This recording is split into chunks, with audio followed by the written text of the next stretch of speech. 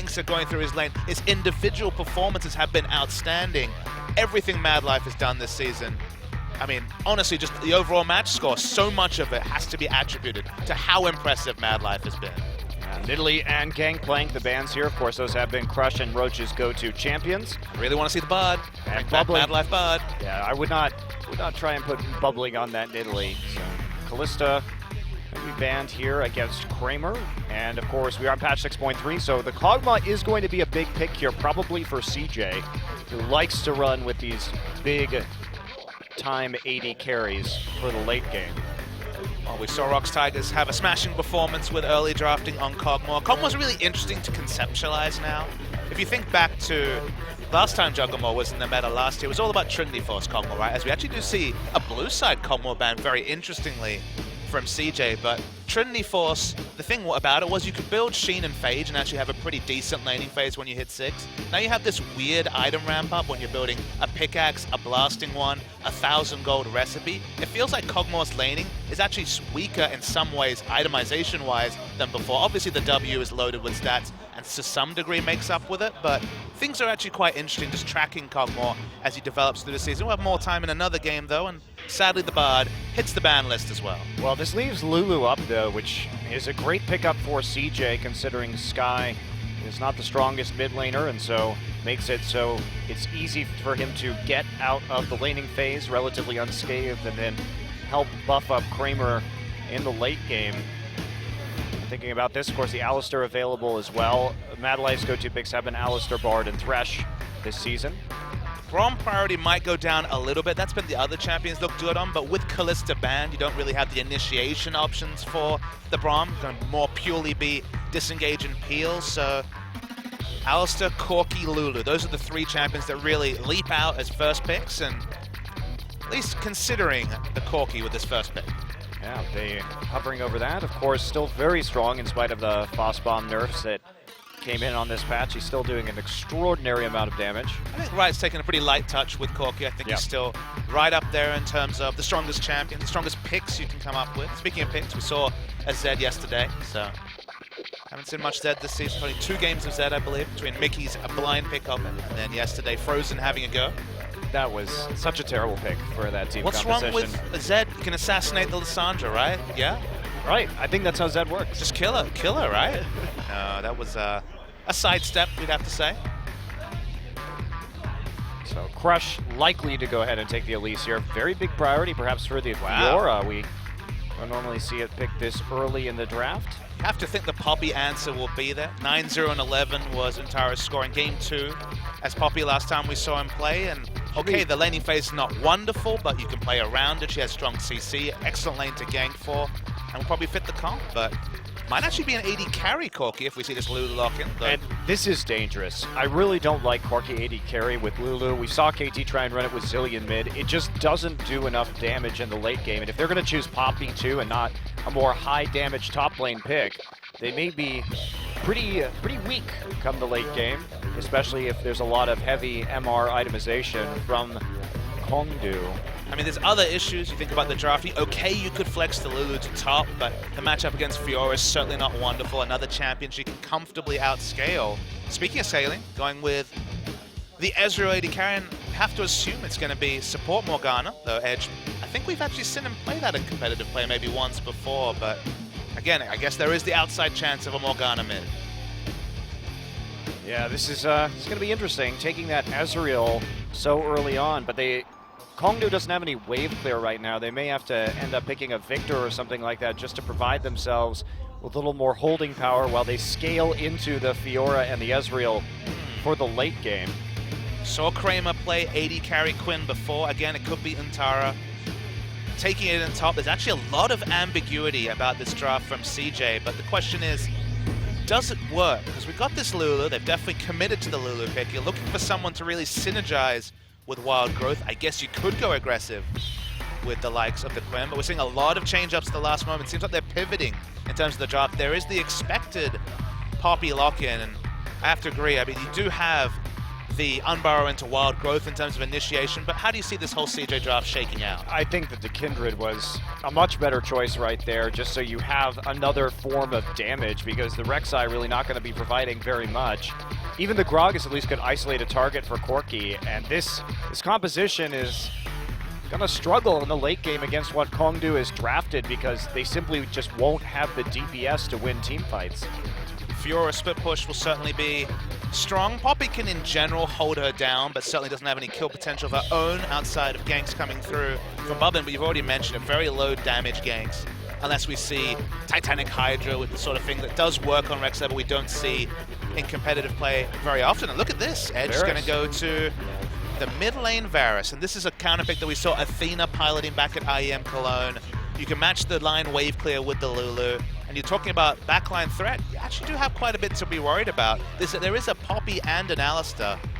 Varus might actually be at some risk in these fights in terms of being safe, even with Morgana and her Black Shield to factor in. I think the bigger factor is the turret diving that they can do with this composition, CJ. Oh boy. And Varus, if he's ever alone underneath the turret, the Alistar, Lulu, Rek'Sai, Poppy, even the Corki with the package, these are all champions that can easily take Edge out in the mid lane. The fun thing here is that we talked about how CJ's damage will fall off. You know, we were looking for them to be proactive in the early game. To the nth degree now when you see the Varus mid lane. Everyone needs to take their turn making a guest into mid. Make sure that Varus is never sitting there with his flash up and safely wave clearing. As you mentioned, 3 champions in the CJ lineup and the Lulu ult to really promote turret diving and keeping down Edge on the Varus. Yeah, that's going to be super, super important. But CJ, they need to have a strong early game, and they are last in the league in terms of gold differential at 15 minutes. They are right now at -1,000. So this is not a team that is known for having a strong early game. I don't know if I agree with this draft for this particular team, Baba Smith. Look, maybe CJ woke up and thought it was opposite day in Monte Cristo, because they're going to need to do that. They need to control structures. They need to control objectives. Otherwise, the late game's looking pretty damn painful. Yeah, it is. Okay, we're going to get into game 1 right now between Kongdoo Monster, representing their new team after transitioning out of EM Fire, and of course, CJ Entus in their final performance with this roster before Daydream comes back and BDD turns 17. Let's get into game 1. Everybody wants to rule the world. There's a room where the light won't find you. Holding hands while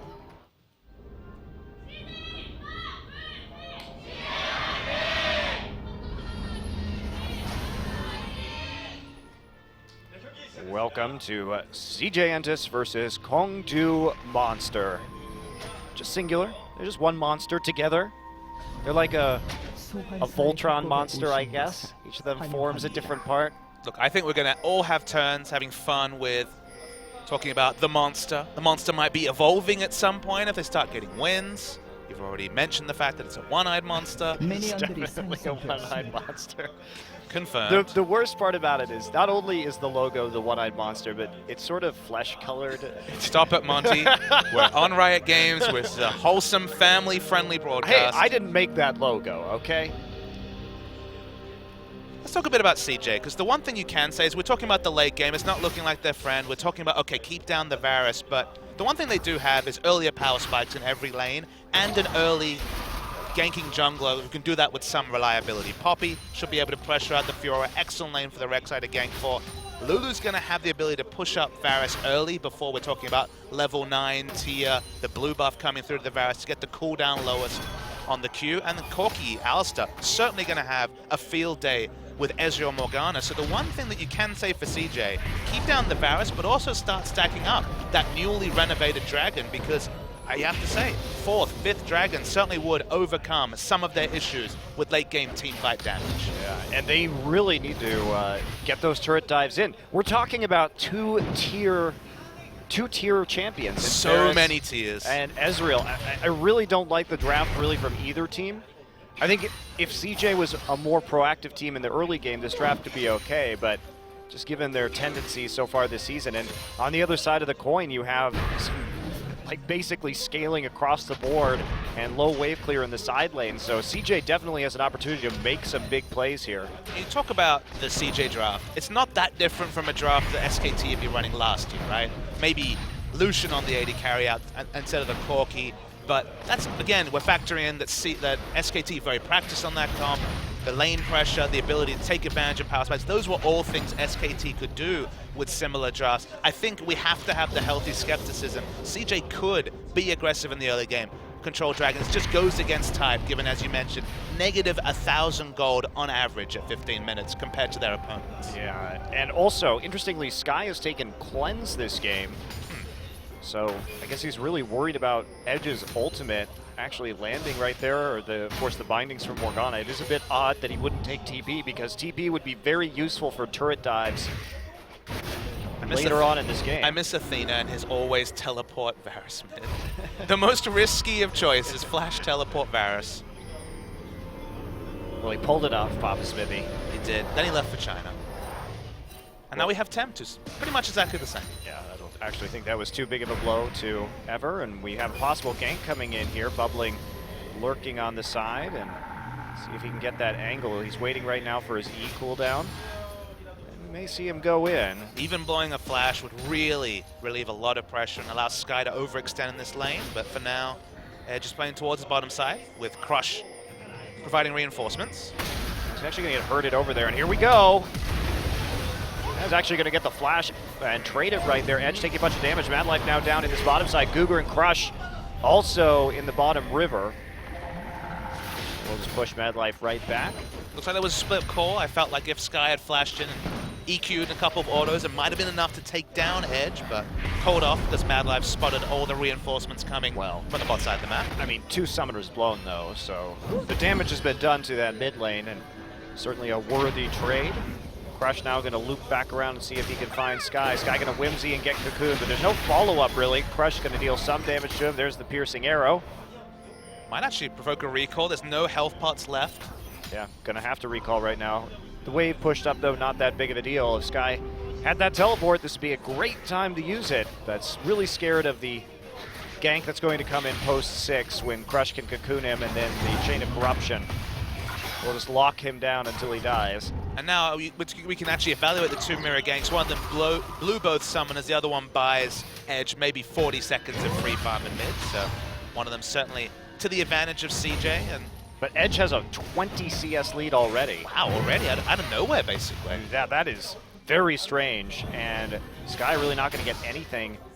Gets 1 caster minion right there, it looks like. So this is going to be a pretty significant gold lead already, and Edge has the tier, and we're into the double tier territory now, so CJ needs to press forward. This is going to be their time to shine here, but pre-20 minutes. And this is really something the viewers, I think, can take home and conceptualize, is that if we see any semblance of a gold lead or structure lead for Kongdoo Monster when they finish those mana moons, and specifically the Muramana transformations, that's CJ missing their window. They already have almost completely magic damage in the late game. They will fall off against their opponents. They need to either start stacking the dragon or grow a golden lead primarily through structures, because they do have the earlier power spikes. It's just they don't really count for anything if you don't actually take advantage of them. Yeah. A lot of burden on CJ here for the next 20 minutes or so to see if they can actually pull this off, play more aggressively.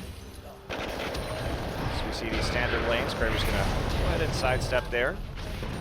A little dark binding. And that's another interesting question to ask Papa Smithy is Kramer the best AD carry that Mad Life has ever played with? All right, let's go through the list. Start at the start. Woong. Nope. Space. Nope. Space had his moments. Give me the other options. We'll come back to Space. That's pretty much it. Do we count the guest appearances and the likes of Masters and things like that?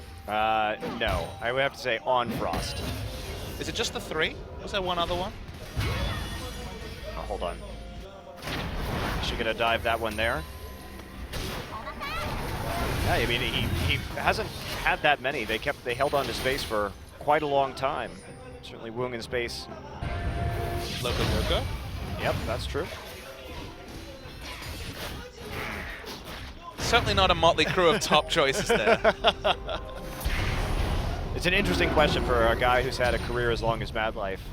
We talk about Frost and their success over the years, and of course placing second at the Season 2 World Championship, excuse me. And Woong definitely filled a role when he played. He certainly didn't have the skills of some of his opponents, but was a big part of their shot calling. Seemed like a very smart player, so he's definitely one that we can underrate in hindsight, but probably was very important to the team at the time. Yeah, Hermes too was another one that played for a very brief period of time. I think Kramer definitely is on the track to be one of those, and we don't even know what Ghost is going to be like when he finally does get a look in. It's looking less likely that he's going to be starting on turning 17, just because Kramer doing great. Look at the stats we'll talk about as Mad Life not going to pick up a gank here, but first in damage percentage. Again, maybe that's an indictment more on some of his supporting cast that he has to output. 33.7%, over a third of his team's damage. I mean, you can say that, but at the same time, he also has the second highest DPM. So that's what I was going to get into. Yeah, he's doing really well behind Faker for damage per minute. So yes, he is doing a lot of his team's damage, and perhaps the rest of his teammates are not picking up that slack, but just from an objective DPM standpoint, he is outputting a whole hell of a lot. I mean, you just read this one stat line. First in damage percentage, second in damage per minute, and first in percentage of team's gold. Basically, CJ is saying, all right, it's all in, all the eggs in the Kramer basket, or we're not winning. Yeah, but he does it. Even though he has the highest percentage of team gold, he actually does deliver on that in terms of damage. So it's Callisto. It's not gold misspent. Let's put it that way. And the thing is, his Callista is so different to his Ezreal because Callista has that earlier power spike, and we've seen him dominate team fights with Hurricane Rush, play really smartly. The Fate's Call and Mad Life, of course, is going to be a big proponent using that ability.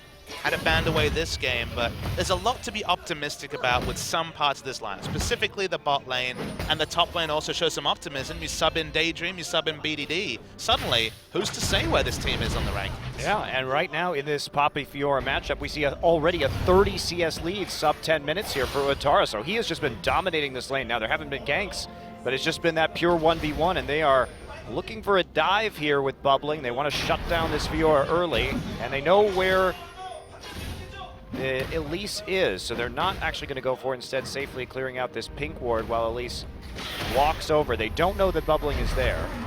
You're starting to see already some of the missed opportunities that other teams would take. For example, Edge has his flash and heal available again. He had those cooldowns down for the 4 to 5 minutes. We didn't see Mad Life, or specifically Bubbling, going and putting down deep pink wards or clearing vision, looking for the dive. It felt like the dive was begging for a good 4 to 5 minute time period there, and Bubbling made no guest at reappearances, and now the summon is a backup.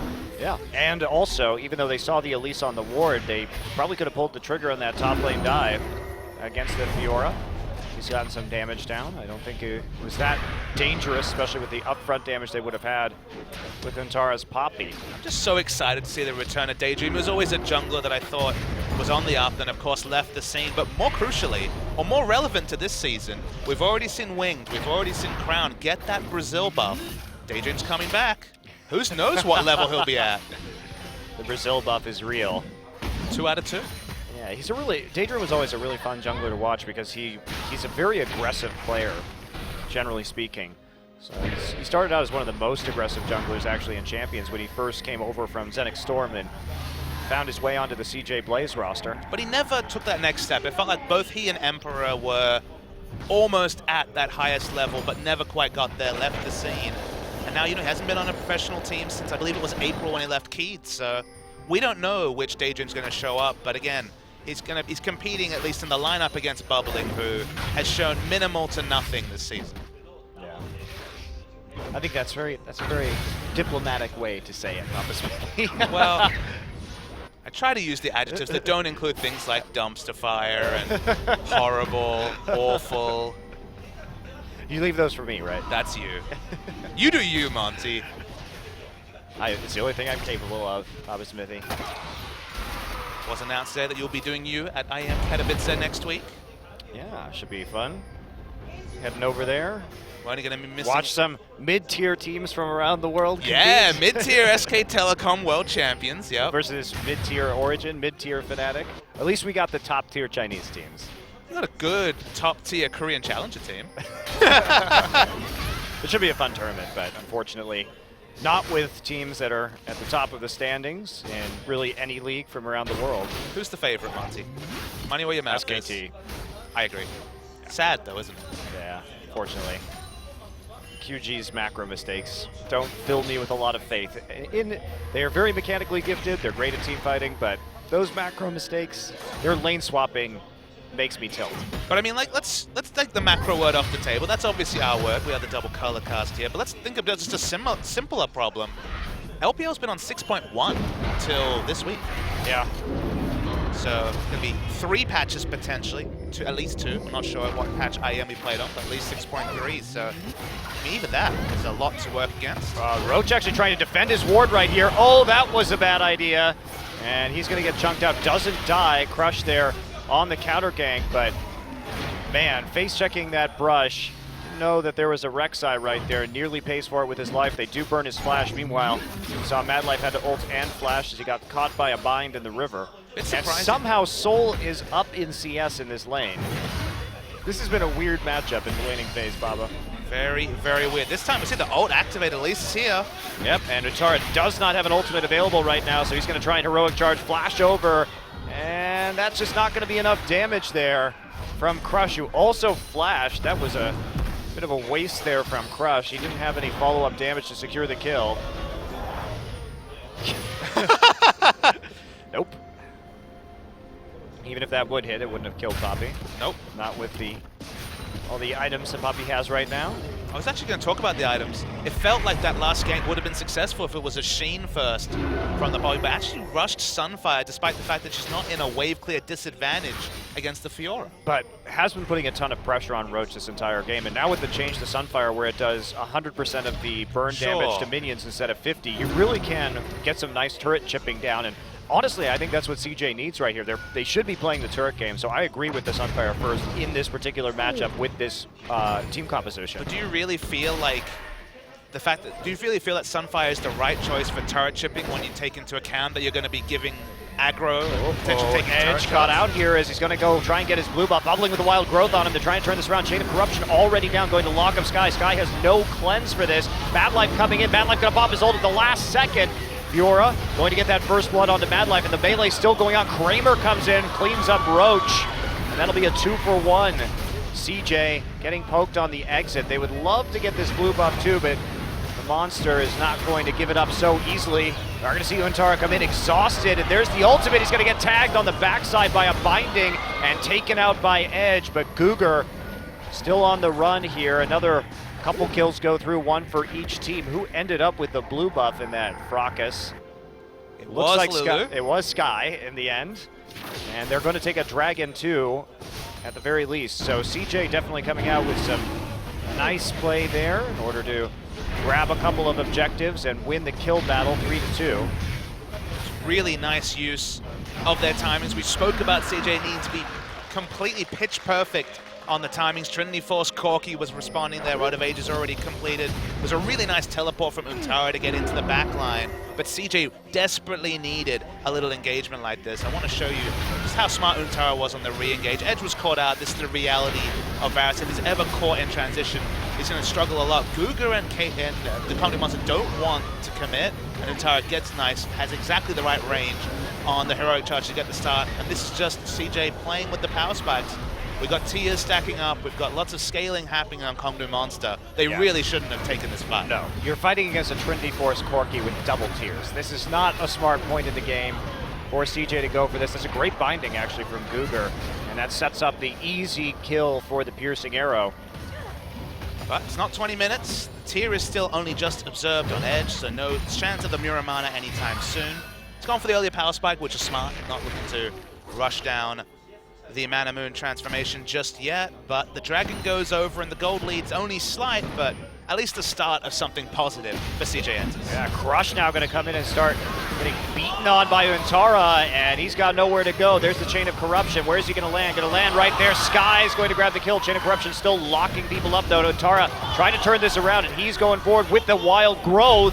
And there's the tag from the ultimate. Roach has to just dash over the wall. Bubbling, not gonna get it. The corrupting potion gets enough HP to make it work, and Bubbling's still going to look for this, but Roach is not really in a place. Hedge is having to get tied up here, and that means Kramer and Sky are going to have some free time now with this mid lane turret. True Shot Barrage used just to clear it out, but here's the assault on the turrets by CJ. They're going to get some pressure on top as well.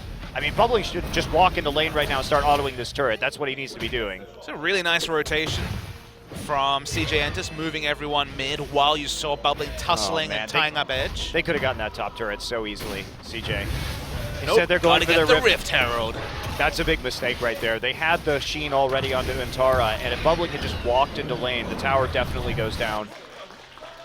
Felt like they missed out on at least one easy turret, potentially two, depending on how decisive their rotations were, but they get the Rift Herald. We'll see if that really leads to anything. Well, they put it on Sky, so that's an interesting choice. That's the only wave clear in this game. I think I would actually rather have it on anybody but Sky. Ah, well. Too bad. Too bad, Monte Cristo. Honestly, Untara once again, knowing his limits. Oh, Guga for super low. Kramer's not done. Just misses on the rocket.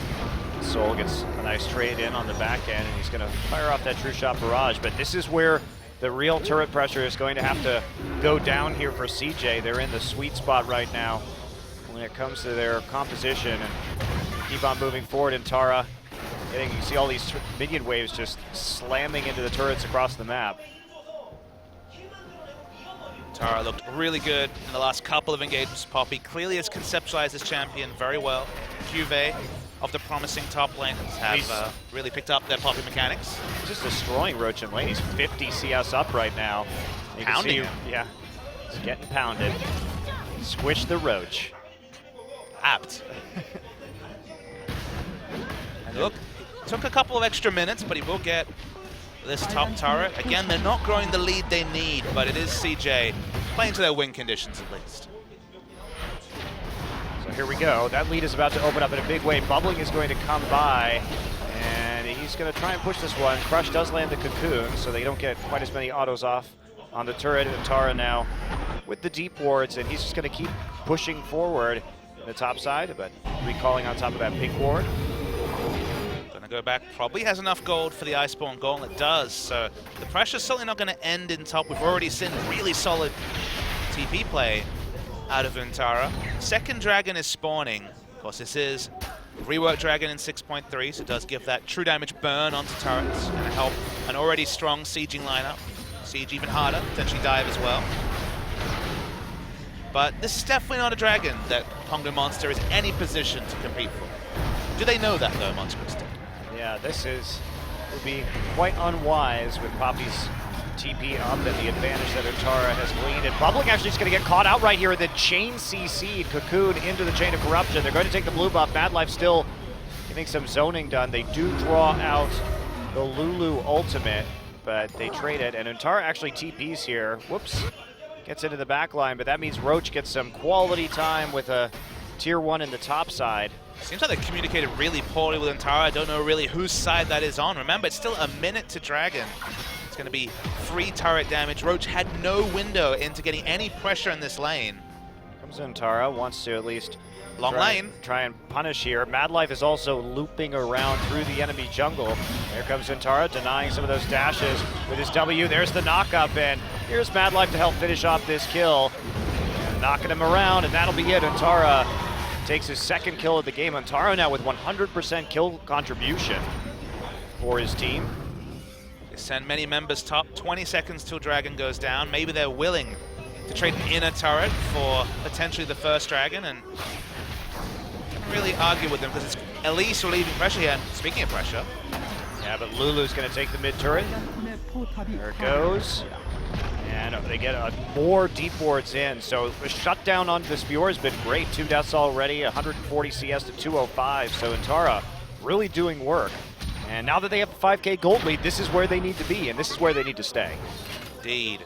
Once they saw Elise was the one that was trying to wave clear on top, they knew there was no real chance of Kongdoo answering their top lane pressure with a dragon. So right now they're shopped and walking back into the dragon area. No defensive vision there for CJ, but you know it hasn't been started just yet. It all comes back to the draft. We're looking for CJ to hit their timings.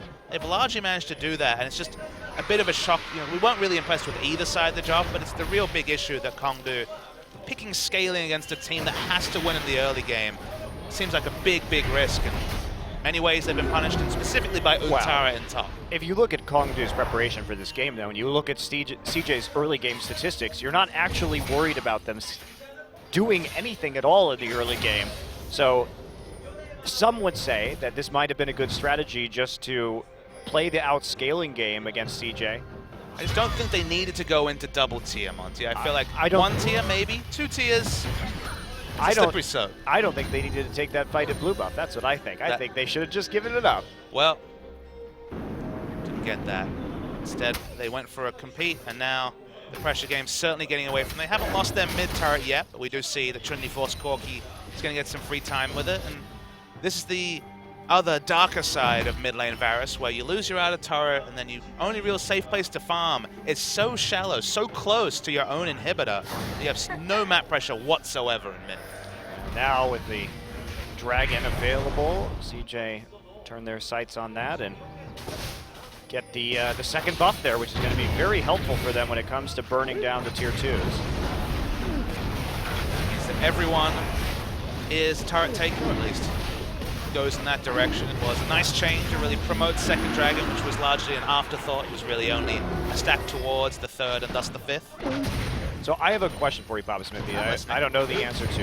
When you have Dragon's Wrath, the new Dragon's Wrath, does it apply every time a champion hits it? So can you get 5 stacks on a turret over those 2 seconds? Just watching Mad Life. Yeah, I'm going to have to ult right there, and it is going to get tied up after that. So Wild Growth used just to make sure he gets out safely. I believe the answer is yes, but I don't know 100%. Because I don't know if it's just 1 stack that will refresh every time a champion hits the turret, or whether you're actually adding 5 stacks, each burning over those 2 seconds. Well, actually, it's quite an important distinction to make. Yep. Because it's do you push multiple turrets, or do you all focus down one is the big question there. It is. Maybe someone on Twitter knows and can let us know. Yeah, some of these new changes, it's hard to say because they're not documented, so. I'm pretty sure it would apply to the same turret, otherwise it would really push, kind of pigeonhole the buff into one specific use case. Split pushing. Right. But again, one would think, one would assume that that is correct, but I don't know for sure. Let's say yes and hope so. Otherwise, Italy's even stronger. Split pushing's even better. The turret is on fire. Not quite the NBA Jam reference we're usually making when we talk about on fire, sadly. It's also less exciting for stone structures to be on fire. They still do burn, you can confirm. What kind of stone is that? What kind of fire is that, actually? Unreinforced stone and fairy fire. Fairy fire, all right. Okay, well, finally CJ gets that outer ring down. So it's time to start thinking about setting up some sieges, trying to play with the 4-1 split push, because that Poppy is actually able to split push against the Fiora at this point in time, interestingly enough. Probably going to get caught out again in the enemy jungle. Going to unburrow it. Now they're going to come in. TP's coming in for both top laners right now. Cougar just melts, and now Untara getting over to the side. Nice knock-up. Going to force the repel there from Crush, but they don't have the finisher. Meanwhile, Untara is Wild Growth and chasing Soul around underneath the turret. Does get cocooned, and he will have to back off, but man, he spent a lot of time just dealing with that Ezreal. Are you looking forward to the negative 20% damage from turrets if they pick up 4 dragons on this Poppy Monte Cristo? Well, this is what they need to do. They need to play aggressively and attempt to close this game. They're going to just take a blue buff for it, which isn't what they wanted, and in fact, they may give up the top tier 1. So not much gain there, a kill, but the gold lead remains even, and they don't take any further objectives. So actually, when the dust settles, that was a pretty good fight for Kongdoo. The question is, can Roach ever get to a spot where he can out-pressure Poppy when he's consistently been at least an item behind? It feels like both the farm and the kill involvement means it's going to be a struggle. It's the second time Bubbling's provoked a fight with his face, but largely goes well, but not actually finishing off the kills. That was such a good flash from Untara. It was smooth. It looked like one motion. I was like, how did he get over there? Because it looked like he just heroic charged, but that was some really nice Poppy mechanics. In general, his ability to link in the ultimate for the knock-up, and as you mentioned, just how smooth he was on the flash. This guy's Poppy next to his Fiora really needs to be respected. Yeah, surprising that he came started the season just kind of Maokai. playing Maokai only, and this is where we've come with him already. Fun to watch him play. Here we go, Mad Life now with the ultimate. They're going to try and find Crush. Crush will get bounced around and ultimately killed. Untara is meanwhile just soloing Guger up here. I mean, he's not really solid. This seems like a 1v3, actually. Okay, he's 1v3 and Guger solo at edge up here, Baba Smithy. And this is the issue with some of these Varus comps, is let's conceptualize team fights. If Untara ever gets this far ahead of his opponents, if he ever gets tanky enough, he runs at 3 squishy backliners. They all have to kite back, and you just kill the tank who's diving alone in the front. Like, team fights are so hard to navigate when you're even or not even ahead as Varus, and the reality is, and the proof of the pudding is clear on the Rift. Yep, and they will take the Baron here in 28 minutes. Not even a contest. Roach doesn't have TP. He was just trying to take a turret, so they got something out of the deal. But now, this is really scary. CJ with that second Dragon buff with their Siege composition. They have the Baron buff. They can split push right now as well. Run that 4-1 split because Untara has been having such a good game that the Fiora is not a threat to him, really at all. Kongdoo's comp at this point is so far behind. Can't function as it was drafted. Gonna watch CJ take another inner turret. 4th turret of the game for CJ Entus. 3rd Dragon spawning soon, but you think of the best case scenario. We do see comps like Kongdoo's work from time to time. Specifically, we're talking about the 4-1 split, right? Where Fiora is out splitting, pushing the top laner, and you've got double AD, you've got the Morgana, and potentially the Elise for disengage. Elise has a ranged auto. You take turrets really well. If you get 2nd Dragon buff as Kongdoo monsters, you can certainly be a really strong 4-1 team. But this is the counterpoint where the frontline initiator in Poppy with Wild Growth, with an Alistar, disrupts this team comp from doing anything in 5v5 fights. It's really quite problematic at this stage. This has probably been CJ. I mean, honestly, it's probably been CJ's best game of the season, though. In terms of their just purely their execution, they've really nailed these power spikes and put them in a very good position. They did the Baron at the right time. They've sieged up. With the exception of pushing down that top lane tier 1, it's been pretty smooth sailing. Untara really gives no cares about anything. Why should he? No reason at all. And now the base will be cracked here in both the mid and the top side. They're going to start collapsing, and they find Guger once again. There's no Black Shield. It's already on to edge. Just disengage with their ultimates. Mad Life is eventually going to die right here. Gets a little bit too far forward and hesitates before using his ultimate, but that means CJ Entus should have some time to clear out an inhibitor. No, it looks like they're going to retreat before they can get one. Untara, Sky too low, and there's the Fiora coming in from the side with the home guard flank teleport. But Untara is here to protect Sky with that W. Oh my, the damage from Kramer is ridiculous. Now Untara decides to re-engage, but they do pop that ultimate from Fiora as they take down Kramer want to be? Untara, and yeah, they gotta go. Preserve the Baron buff. You did the damage already. Fiora instantly explodes the moment anyone turns onto him. Even this Lulu has gone the Luden's Echo build, the high AP build, that can just crush down Roach. Roach still 60 CS behind. Okay, it's not a Flame Horizon, but when we're talking about pressure, the amount of pressure Untara can solo put on this squishy, backline, poke-focused Kongdoo monster lineup is just insane. Yeah, he has just been the monster's monster this game. Monstering the monsters. That's what you get with Untara. There he is. Adorable corpse. He's lollipoppy. He is not adorable. He's an abomination. The old splash art was an abomination, Papa. I'm not sure about this one. Is it really that bad still? I don't think it is. It represents something that was truly horrid. I can't believe that actually, like, somebody at Riot Games had to approve that piece of art. Can you imagine? Somebody at Riot was sitting there one day. What do you think they thought when they saw the splash? The artist brought that splash, and they were like, that seems right. Okay, we'll put this in the game. What the hell? Scary. Scary times. It was a simpler time. It was 2010. Maybe 2011. I think it was 2010, though. I think it was 2010, too. A simpler time where they released a champion every 2 weeks. That was crazy. Some of them were very balanced, like Xin Zhao. Yeah. That was one of my favorite times. Release week, Xin Zhao. Just 1v5 your entire team. The amount of Xin Zhao pentakills I saw while playing that week was nuts. I've never seen anything like it in League before or since. It was the first week of ranked as well, I believe. I think it was ranked release patch. Oh wow, I don't remember that. Good times, great memories. So CJ just keeping up the siege, trying to take this third inhibitor. Siege J, they're here. How did you never come up with that one before? I don't know. You know, it takes a while. The target to get hit by the chain corruption, but there's no follow-up. Everyone else not going to get it. The hammer will miss. But Can we just take into account he just took focus fire from 5 people for like literally the whole duration of Dark Binding? Some might say Untara is far ahead in this game. 5 items and a corrupting potion. Doing all right. GA last item for the exclamation point. I like it. Oh, back damage crits. Uh-oh, here comes Untara. He's on a rampage in the back line, and he's just going to get stunned, actually. He doesn't actually get some damage down, but now, there we go.